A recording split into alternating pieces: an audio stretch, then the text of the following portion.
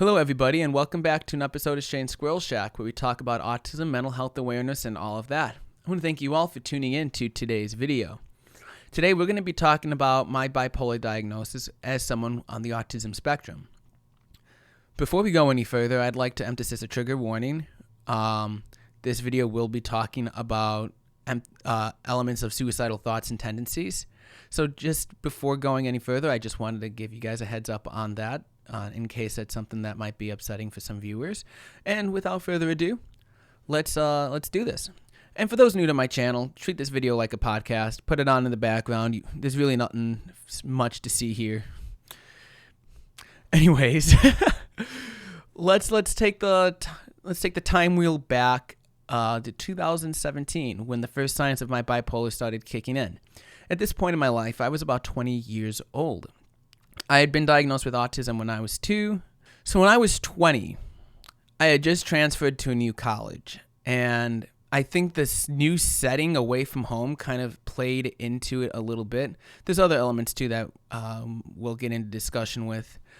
But it was around a few months into my time at this new university where I started having my first waves of irrational behaviors. And okay, let's actually take it back a little bit, a little time warp. Let's take it back a little bit.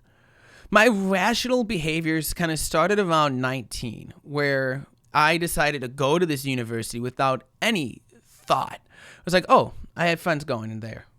I might be able to hang out with them. That's the reason I went to this college. There was really no thought of like, okay, what does this have to actually do with my future? And I know we're practically still kids at that point, and so that kind of had a say in that, but there was really no thought that went into it. I just thought it was a grand idea. It was going to be this big thing, this great thing, and it turned out to be a very difficult experience.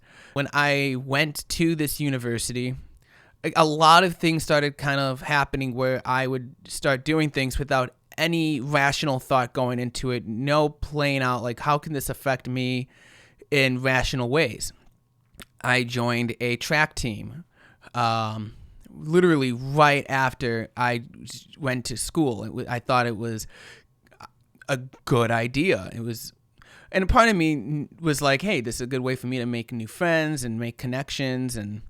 But really, it just took a toll on me, and that's when a lot of things mentally started happening more than just the ups and the rash decisions that I would make. It was around that time where I started having a lot of suicidal thoughts, and the worst ones that came up at that point before I had a diagnosis was actually during this track meet. I remember being at this track meet, getting ready to race, and I just had this huge low. I was crying behind the staircases in this college gymnasium, just like, I want to die. I want to die. I want to kill myself. I have no will to do anything. I have no will to run this race, and I was always looking forward to that. And I remember I had a good friend at the time. He was just there comforting me, and he was definitely a blessing in my life. And he was just encouraging me, just keep going. You got this. And I ran one of my worst races that day. I was just in it to survive. My coaches were like, Shane, what the hell was that? What was that? And I told him before that, I'm like, you know what? Hey, I'm out of it today. I'm on I'm autistic. And my coach was like, yeah, we know. Yeah, I knew from the day I met you, you were autistic. But none of us knew that I had bipolar. We thought it was just depression at that point. But we didn't add up all the rash decisions that I made then and that I'm going to make in my near future that was like, oh, were just the ups and the downs that came with being manic. So that was my first wave of something really isn't right. And I just remember the entire way home from that meet, just in tears, just crying and crying and crying. Like I've never experienced something like that before at that level. It wasn't because I did a bad job and came, I think, last place or close to. It was that I had no will to live. And it's just crazy how low these lows go. By the way, I'm also bipolar type 2. We have 2 types of bipolar, type 1, type 2. Type 1 where the ups are higher than the lows. Type 2 where the lows are worse than the highs, if that makes sense. And it got to the point where these episodes were happening more frequently. And again, we all thought it was depression.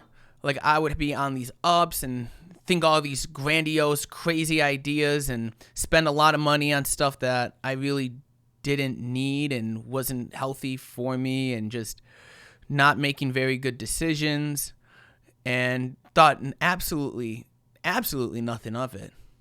And then all of a sudden just be like, I want to die. I can't, I'm suicidal, this and that. And then it got to the point where I started having insomnia. I was at a point where I was only getting 3 hours of sleep, and I was starting to go crazy. Like I was absolutely losing my mind. 3 hours of sleep for probably a week. And I remember getting ready to go home for the holidays. It was Christmas approaching. And I had one of the most manic car rides of my life. I remember I was actually in a decent mood that morning at like 6 a.m. before I'm leaving town to go back home. I had a 3-hour ride. And I was like super up, like just best crazy good mood, just like very up. I don't know how else to explain it. Everything felt right, but not right. Like rationally now speaking, medicated and, you know, a lot further in my journey. Does that make sense? It's really hard to explain. But then after like an hour and a half into my ride, just the mood just went down to suicidal as shit.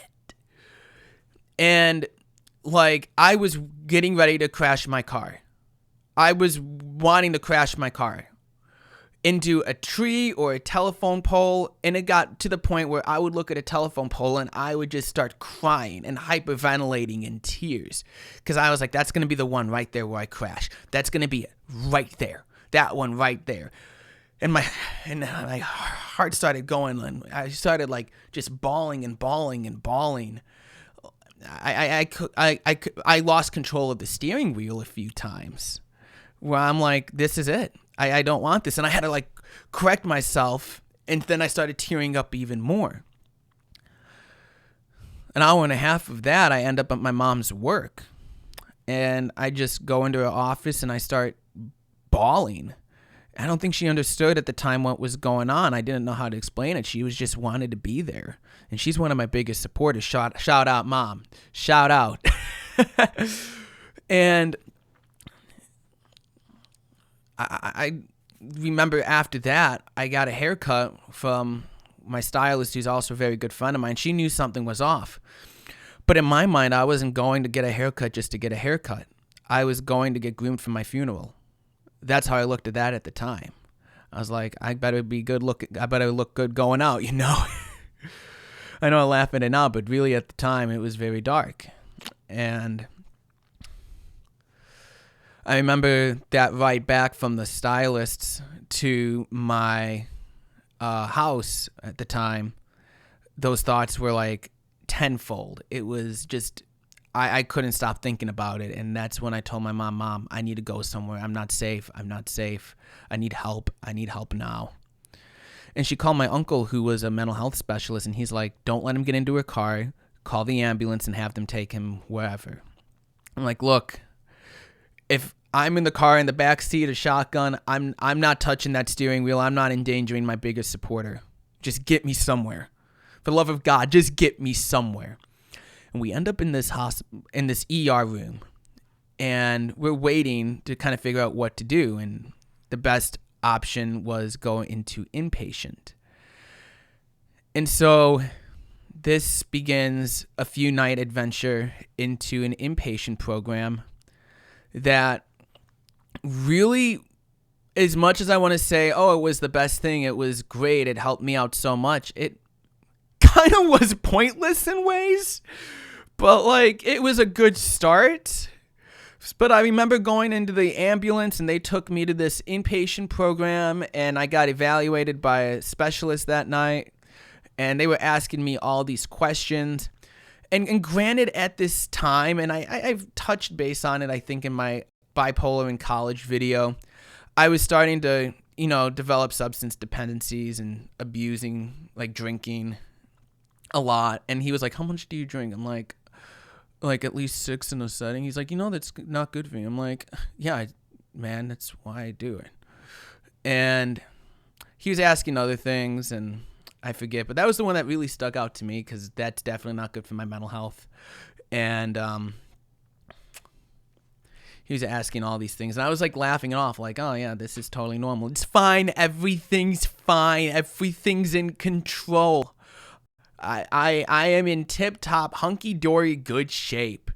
But I remember specifically the next day, I was in my room. Again, this was the day after I was almost on the verge of committing suicide. I have this notebook and this marker, because they wouldn't let you have pens in the rehab center because, you could hurt yourself with it. And I just remember having this notebook and just jotting down just notes and notes and notes and notes. I'm just jotting. I'm just going. I'm going. The doctor just looks at me. This diagnosing doctor just looks at me through the door. Excuse me. He's like, my office. And we go to his office. He's like, you're classic bipolar. Shit. Kind of. Well, I thought it was just depression.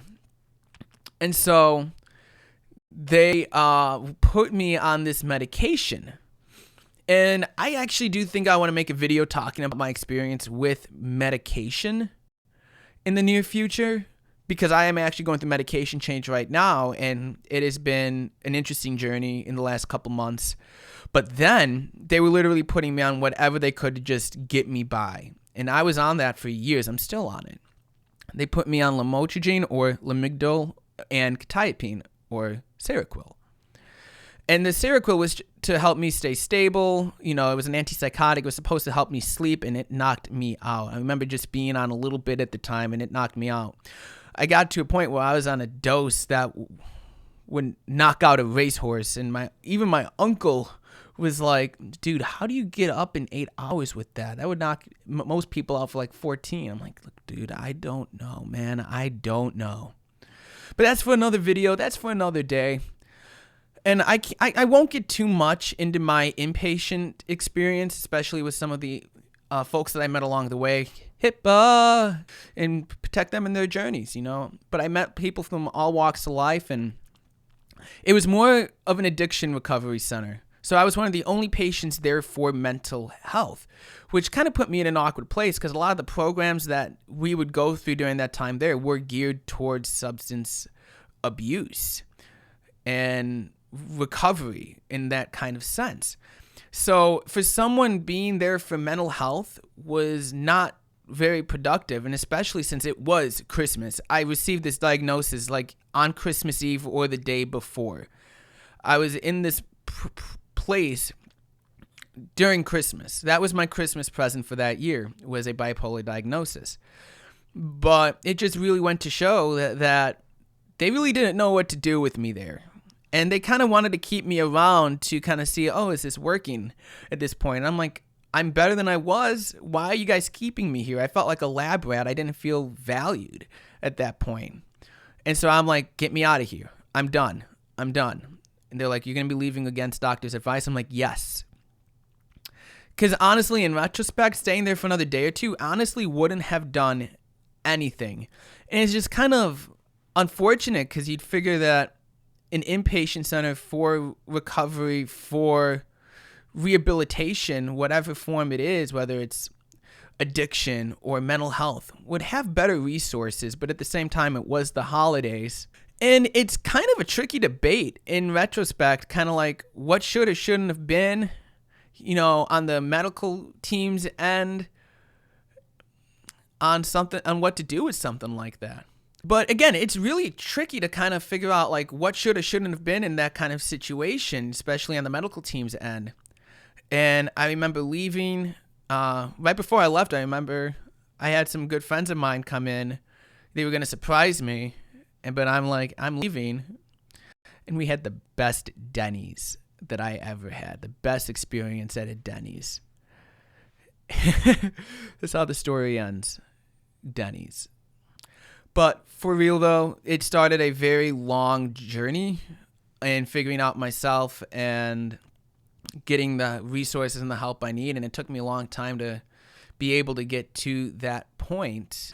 And that's where our story ends. And I'll be making more content on my experience with bipolar, having it with autism and ADHD. I didn't specify that I also did receive an ADHD diagnosis, if it's not clear enough with the many tangents that I do take on these videos.